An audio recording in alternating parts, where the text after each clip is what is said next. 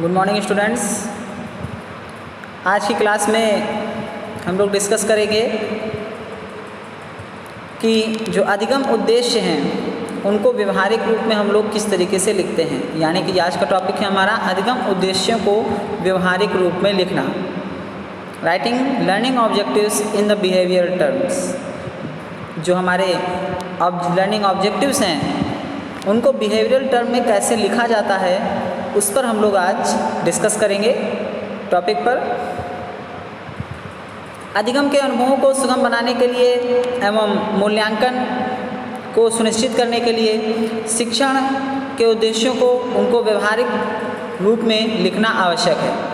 Means कहने का क्या तात्पर्य है, जो हम लोग सीखते हैं अधिगम यानी कि जो लर्निंग होती है, लर्निंग एक्सपीरियंसेस को सुगम बनाने के लिए एवं उनको मूल्यांकन को सुनिश्चित करने के लिए, उनका एवेल्युएशन करने के लिए हमको उनको बिहेवियरल टर्म में लिखना इम्पॉर्टेंट है। उसको जब हम लर्निंग ऑब्जेक्टिव्स को बिहेवियरल टर्म में लिखते हैं तो उससे हम उसको मूल्यांकित कर सकते हैं, इवेल्युएट कर सकते हैं और उनके जो एक्सपीरियंसेस हैं उनको अच्छी तरीके से रिप्रेजेंट करने के लिए हम उनको बिहेवियरल टर्म में राइट करते हैं। इसमें बहुत से हमारे जो साइकोलॉजिस्ट थे, मनोवैज्ञानिक, उन्होंने अपने अपने तरीके बताए, जिसमें सबसे पहला हम लोग B.S. ब्लूम को पढ़ेंगे। B.S. ब्लूम ने इस क्षेत्र में बहुत ही प्रशंसनीय कार्य किया है लर्निंग ऑब्जेक्टिव्स को राइट करने का।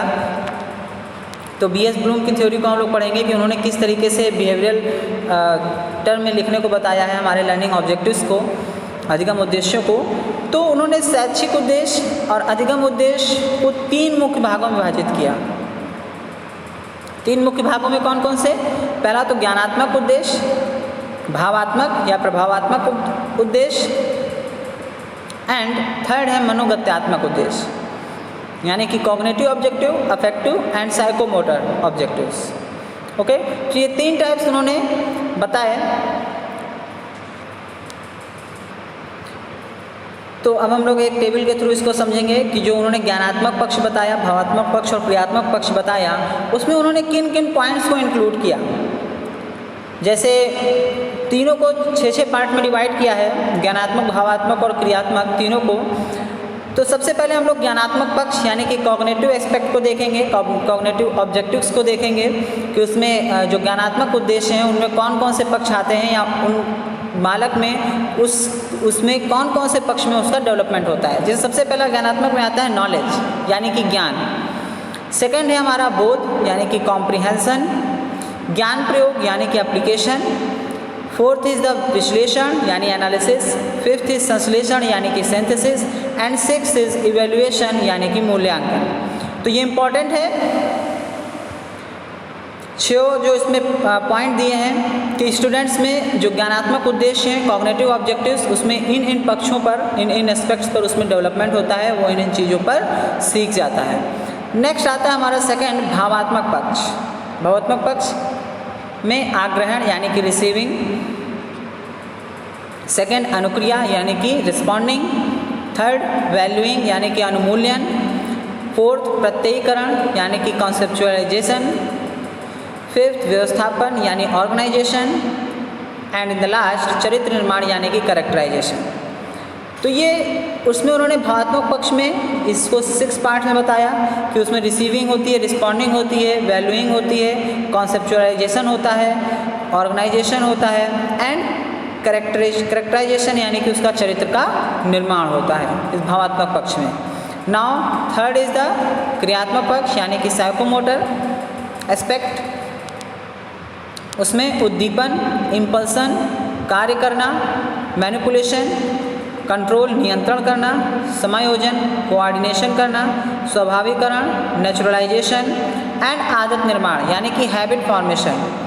तो इस टेबल से हम लोगों ने ये समझा कि जो शिक्षण उद्देश्यों का वर्गीकरण जो हमारे ऑब्जेक्टिव्स थे उसमें ब्लूम ने 3 पार्ट्स में डिवाइड किए थे, उसमें कौन कौन से एस्पेक्ट का उसमें स्टूडेंट में डेवलपमेंट होता है। तो ज्ञानात्मक पक्ष में 6 थे हमारे, knowledge, comprehension, application, analysis, synthesis and evaluation and जिसमें ज्ञान, बोध, ज्ञान प्रयोग, विश्लेषण, संश्लेषण एंड मूल्यांकन। भावात्मक पक्ष में था आग्रहण यानी रिसीविंग, अनुक्रिया यानी रिस्पॉन्डिंग, थर्ड इज अनुमूल्यन यानी कि वैल्यूइंग, प्रत्ययीकरण कॉन्सेप्चुलाइजेशन, व्यवस्थापन यानी ऑर्गेनाइजेशन, चरित्र निर्माण यानी कि करेक्टराइजेशन। तो ये इसमें भावात्मक पक्ष में थे ये 6 point. And in the last जो साइकोमोटर था यानी कि क्रियात्मक या मनोगत्यात्मक दोनों बोल सकते हैं इसको, उसको भी 6 पार्ट्स में इन्होंने बताया। उद्दीपन इम्पल्सन, कार्य करना यानी मैनिपुलेशन, थर्ड यानी कि नियंत्रण कंट्रोल, फोर्थ समायोजन, कोऑर्डिनेशन, स्वाभाविकरण नेचुरलाइजेशन, आदत निर्माण हैबिट फॉर्मेशन। तो ये उन्होंने 6 पार्ट में डिवाइड करके बताए थे। अब हम लोग देखेंगे कि writing teaching objectives in the behavioural terms, शिक्षण के उद्देश्यों को व्यवहारिक रूप में उन्होंने लिखने को किस प्रकार से बताया। अभी तो हम लोगों ने देखा जैसे ज्ञानात्मक पक्ष, B.S. ब्लूम जो प्रणाली थी उन्होंने बताई। शिकागो विश्वविद्यालय में B.S. ब्लूम को सन 1956 था, 1956 में शिक्षण उद्देश्यों के वर्गीकरण का मुख्य श्रेय दिया जाता है। यानी कि शिक्षण उद्देश्यों के वर्गीकरण, उसको वर्गीकृत करना और बिहेवियरल टर्म में किस तरीके से हम लोग राइट कर सकते हैं उसको बताने में उनको मुख्य श्रेय दिया गया, उसको प्रायोरिटी दी गई उनके जो उन्होंने बताए थे ये पक्ष।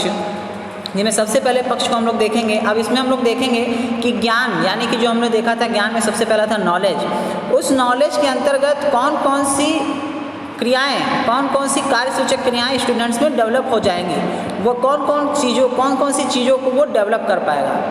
ठीक है, जैसे ज्ञान नॉलेज के अंतर्गत आता है हमारा परिभाषित करना, टू डिफाइन, यानी कि जो कंटेंट स्टूडेंट पढ़ेगा वो अपनी नॉलेज के अंतर्गत क्या कर पाएगा, उसको परिभाषित कर पाएगा, उसको डिफाइन कर पाएगा। कथन देना यानी कि टू स्टेटमेंट, उससे रिलेटेड कथन को एक्सप्लेन बता पाएगा। प्रत्यय स्मरण करना यानी कि टू रिकॉल, अगर नेचुरल नंबर वो पढ़ रहा है तो वो क्या करेगा, नंबर्स को रिकॉल कर सकेगा, उसका प्रत्यय स्मरण कर सकेगा। नाम पहचानना यानी कि टू रिकॉग्नाइज, उन नंबर्स को पहचान पाएगा। सारणी बनाना यानी कि प्रिपेयर अ लिस्ट, उससे रिलेटेड कोई भी लिस्ट बना पाएगा। सपोज हमने उसको नंबर्स पढ़ा है, उसमें नेचुरल नंबर, इंटीजर्स और positive number, negative numbers, okay, and even number, odd number, तो वो क्या करेगा, इनकी एक लिस्ट प्रिपेयर कर पाएगा। उसमें ऐसी एबिलिटी डेवलप हो जाएगी तो वो क्या कर पाएगा, उन सब चीज़ों की एक सारणी बना पाएगा, एक लिस्ट डेवलप कर पाएगा। नाउ चयन सिलेक्शन, उसमें सेलेक्ट करने का, सिलेक्शन करने की जो हैबिट है वो फॉर्मेशन होगा, हैबिट फॉर्मेशन हो जाएगा सेलेक्ट करने का। और लेखन करना, वो उनको सही तरीके से लिख पाएगा। यानी कि नॉलेज के अंतर्गत उसकी इतनी सारी जो एक्शन वर्ब में, उसमें क्या होगा, उसमें डेवलपमेंट होगा, उसमें विकास होगा। नेक्स्ट आता है सेकंड बोध, बोधात्मक यानी कि अंडरस्टैंडिंग। अब अंडरस्टैंडिंग में क्या कर पाएगा, उसकी जो कार्य सूचक क्रियाएँ हैं यानी कि उसकी एक्शन वर्ब्स हैं। तो सबसे पहला आता है व्याख्या करना यानी कि टू एक्सप्लेन। तो व्याख्या करने से मतलब है जो वो कंटेंट पढ़ रहा होगा वो उसको क्या कर पाएगा, उसको एक्सप्लेन कर पाएगा, उसको स्टूडेंट्स किसी को बता पाएगा। नेक्स्ट इज इंगित करना यानी कि टू इंडिकेट, उस कंटेंट से रिलेटेड उस कंटेंट को वो इंडिकेट कर पाएगा। सूत्रीकरण करना यानी कि फॉर्मुलेशन करना, उसको उसके सूत्र का फॉर्मेशन कर पाएगा। प्रस्तुतिकरण यानी कि प्रेजेंटेशन, अगर हमने उसको नेचुरल नंबर पढ़ा दिया है तो उसमें क्या होगा, वो उसको रिप्रेजेंट कर पाएगा कि नेचुरल नंबर क्या होते हैं। ठीक है, उसकी ये एक्शन वर्ब्स होती हैं। निर्णय यानी कि जजमेंट लेना, वो जजमेंट लेने में निपुण हो जाएगा, जजमेंट लेना सीख जाएगा। वर्गीकृत करना, टू क्लासीफाई, जैसे हमने उसको नेचुरल नंबर बताया और उसको इवन नंबर बताए, ऑड नंबर बताए, तो वो इवन नंबर और ऑड नंबर में क्या कर पाएगा, वर्गीकृत कर पाएगा, दोनों को क्लासीफाई कर पाएगा। चयन करना, सिलेक्शन कर पाएगा। एंड अनुवाद यानी कि टू ट्रांसलेट, उसका अनुवाद कर पाएगा, उसके बारे में बता पाएगा। थर्ड आता है हमारा एप्लीकेशन यानी कि प्रयोग। अब एप्लीकेशन में स्टूडेंट क्या कर पाएगा, गणना यानी कि कंप्यूट, उसकी गणना कर सकेगा। अगर उसके सामने कुछ गिनतियाँ रख दी गई हैं तो वो उससे रिलेटेड, अगर उसको पढ़ा है उसने तो वो उसको क्या कर पाएगा, कंप्यूट कर पाएगा। नेक्स्ट जांचना, असेसमेंट, उससे रिलेटेड असेसमेंट वर्क को वो कंप्लीट कर पाएगा। सॉल्व करना, वो उसको सॉल्व कर सकेगा।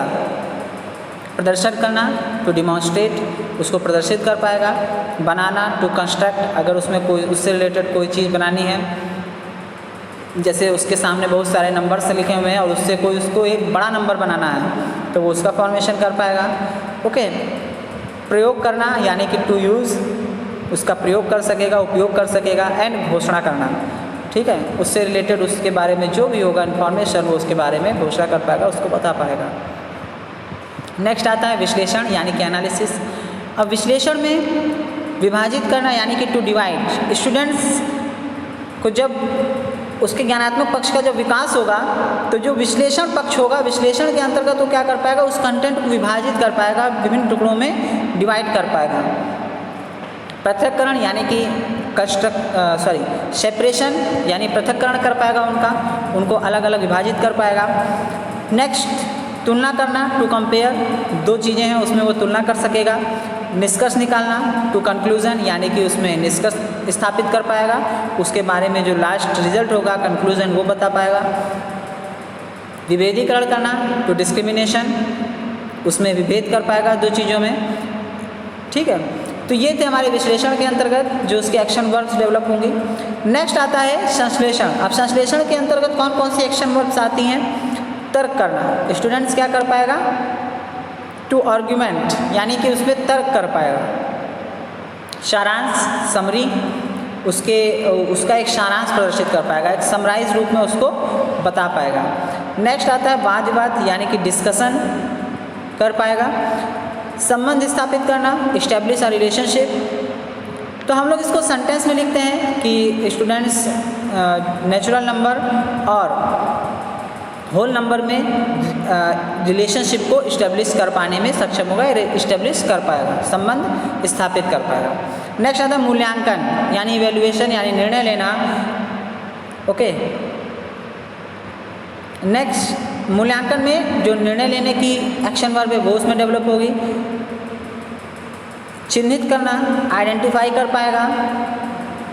और गलतियों से बचना, टू अवॉइड, जो मिस्टेक्स यानी कि जो उससे मिस्टेक्स होने वाली होती हैं मूल्यांकन में वो उनसे बचता है, ठीक है। जब वो उसको मूल्यांकित करता है तो उसकी जो गलतियां होती हैं वो उसको पता चल जाती हैं, तो नेक्स्ट टाइम जब वो करता है उसी वर्क को तो वो उससे बच जाता है, उनको दोहराता नहीं। नेक्स्ट हम लोग देखेंगे अफेक्टिव डोमेन यानी कि भावात्मक पक्ष। सो स्टूडेंट्स, अफेक्टिव डोमेन में भी बीएस ब्लूम ने अफेक्टिव डोमेन को भावात्मक पक्ष को 6 पार्ट्स में बताया था, डिवाइड किया था उन्होंने, 6 पॉइंट्स बताए थे उसके। रिसीविंग, रिस्पॉन्डिंग, अनुमूल्यन, अवधारणा, व्यवस्थापन और चरित्रीकरण। तो आप देखेंगे इन 6 जो पॉइंट बताए थे उन्होंने, उद्देश्य जो ऑब्जेक्टिव बताए थे, उन ऑब्जेक्टिव में स्टूडेंट्स में कौन कौन से एक्शन वर्ब डेवलप होंगे, कौन कौन सी कार्यसूचक क्रियाएं स्टार्ट होंगी। सबसे पहला रिसीविंग यानी कि श्रवण करना यानी कि सुनना, स्टूडेंट्स। फिर नेक्स्ट आता है स्वीकार करना यानी कि उसको एक्सेप्ट करेगा। छांटना, सेलेक्ट करना, प्रत्यक्षीकरण, चाहना एंड प्राप्त करना। तो उसमें आग्रहण यानी कि रिसीविंग के अंतर्गत ये सब एक्शन वर्ब उसमें डेवलप होंगी। वो उसको अच्छी तरीके से सुन पाएगा, स्वीकार कर पाएगा, एक्सेप्ट कर पाएगा, उसको सेलेक्ट कर पाएगा, ठीक है। नेक्स्ट आता है अनुक्रिया यानी कि रिस्पॉन्डिंग, उत्तर देना। अब उत्तर देने में यानी कि वो उस कंटेंट से रिलेटेड अगर आप कोई क्वेश्चन पूछते हो तो उससे रिलेटेड आंसर को आपको दे सकेगा।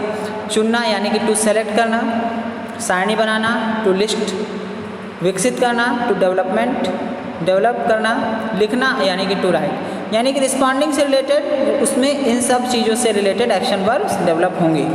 वो लिख पाएगा, सेलेक्ट कर पाएगा, लिस्ट बना पाएगा, उसमें उसको विकसित कर पाएगा और उत्तर दे सकेगा यानी कि आंसर दे सकेगा। नेक्स्ट आता है अनुमूल्यन यानी कि वैल्यूइंग। तो उसमें क्या होगा कि अनुमूल्यन में उसकी जो एक्शन वर्ब है स्वीकार करना, टू एक्सेप्ट, वो उसको एक्सेप्ट करेगा कि उसका मूल्य क्या है, वो उसको समझेगा और उसको एक्सेप्ट करेगा कि हाँ ये चीज़ सही है। प्रभावित करना, वो उसको प्रभावित करेगी। भाग लेना, बच्चा उसमें फिर पार्टिसिपेट करेगा। पहचानना, टू रिकॉग्नाइज, उसको पहचान सकेगा। इंगित करना यानी कि to indicate. And last is निर्णय लेना यानी कि टू डिसाइड करना। ओके, नेक्स्ट आता है हमारा अवधारणा, ठीक है, कॉन्सेप्चुअलाइजेशन इसमें विभेदीकरण यानी कि डिफ्रेंशिएट कर पाएगा। दो जो उसने टॉपिक पढ़े हैं उसमें रिलेशन स्थापित कर पाएगा। सपोज हम उस नंबर्स का नंबर लाइन पे रिप्रेजेंट करने में उन नंबर्स को प्रयोग कर सकते हैं जो हम लोगों ने बताया था, जो हमने अगर नंबर बताए थे बहुत सारे, नेचुरल नंबर, होल नंबर, ठीक है, integers, even number, odd number, तो वो इन सब की डेफिनेशन को, इन सब नंबर्स को नंबर लाइन पे अगर हम उसको रिप्रेजेंट करना सिखा रहे हैं तो हम उसको इसमें संबंध स्थापित कर सकते हैं। ओके, नेक्स्ट इसमें आता है प्रदर्शित करना, टू डिमॉन्स्ट्रेट, विश्लेषण करना, टू एनालाइज, एंड इंगित करना, टू इंडिकेट, यानी कि स्टूडेंट्स की अवधारणा के अंतर्गत इन सब चीज़ों का उसमें डेवलपमेंट होगा। ये सब एक्शन वर्ब उसमें डेवलप होंगे। नेक्स्ट आता है व्यवस्थापन यानी सह संबंध बनाना, यानी कि टू कोरिलेट करना, निर्णय लेना यानी कि टू जजमेंट करना, छांटना, सेलेक्ट करना, संगठित करना, एंड ज्ञात करना यानी कि टू डिटरमाइन। नेक्स्ट आता है चरित्रीकरण। चरित्रीकरण में दोबारा जांचना, कैरेक्टराइजेशन की बात हो रही है यहाँ पर, तो दोबारा जांचना, स्वीकार करना, एक्सेप्ट करना, परिवर्तन करना।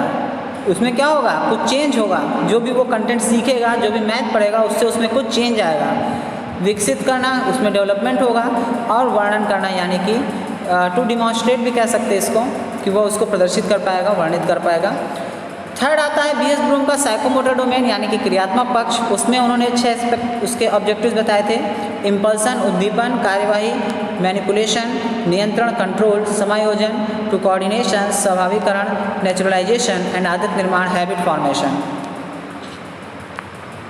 उसमें हमारे सबसे पहले इम्पल्शन में जो एक्शन वर्ब है वो है इमिटेशन यानी अनुकरण, और बाह्य पुनरावृत्ति यानी कि ओवर रिपीटिशन। सेकंड आता है कार्यवाही में फॉलोइंग डायरेक्शन यानी कि निर्देशन का पालन करना, चयन यानी कि सिलेक्शन। ओके, थर्ड इज नियंत्रण यानी कि कंट्रोल, टू ड्रिल यानी कि अभ्यास करना, प्रैक्टिस करना। जब वो उसकी प्रैक्टिस करेगा तो उसमें नियंत्रण होगा, यानी कि उस चीज़ को वो होल्ड कर पाएगा, उस चीज़ को ज़्यादा देर तक वो अपने माइंड में सेटअप कर सकेगा। नेक्स्ट टू फिक्स यानी कि स्थापित करना। फोर्थ समायोजन, कोऑर्डिनेशन यानी कि टू क्रिएट और सृजन करना। संबद्धता यानी कि उसको एक सीक्वेंस में क्रमबद्ध तरीके से उसको रिप्रेजेंट करना। स्वाभाविकरण, नेचुरलाइजेशन, इसमें पहचानना और आइडेंटिफाई करना। ओके, नेक्स्ट आदत निर्माण यानी कि हैबिट फॉर्मेशन। हैबिट फॉर्मेशन में उसको क्या होगा, जनरलाइजेशन यानी कि सामान्यीकरण करना, और कैरेक्टराइजेशन यानी कि चरित्रीकरण करना, यानी कि वो उसमें क्या होगा, वो उस चीज़ जो भी कंटेंट पढ़ेगा उसका जनरलाइजेशन कर पाएगा, उसको सामान्य तरीके से उसका प्रयोग कर पाएगा, ठीक है, सामान्यीकृत कर पाएगा। एंड टू कैरेक्टराइजेशन यानी कि चरित्रीकरण करना, उसका चरित्र फॉर्मेशन कर पाएगा उसके बेस पे। तो ये इम्पॉर्टेंट थे। हम लोगों ने देखा कि बी एस ब्लूम ने जो भी इम्पॉर्टेंट तरीके से ये 3 हमारे ज्ञानात्मक पक्ष, भावात्मक पक्ष और क्रियात्मक पक्ष यानी कि जो cognitive domain, affective and psychomotor domain में जो उसकी एक्शन वर्ब थी, यानी कि उस उद्देश्य के अंतर्गत उसमें कौन कौन सी क्रियाएं डेवलप होंगी, वो कौन कौन सी क्रियाएं कर सकेगा, यही उसकी बिहेवियरल टर्म को रिप्रेजेंट करती हैं। यानी उसके बिहेवियरल टर्म को, यानी कि उसके व्यवहारिक रूप में उसको हम किस तरीके से लिख सकते हैं, इसी में हम लोग को ये टेबल बताई गई है। अगर क्वेश्चन आता है व्यवहारिक रूप में लिखने को तो आप इस तरीके से टेबल के साथ उसको रिप्रेजेंट करोगे, और इम्पॉर्टेंट क्वेश्चन है, पूछा गया है, तो इसको अच्छे से प्रिपेयर कर लीजिएगा। आज की क्लास को हम लोग यहीं पर एंड करते हैं। Thank you class.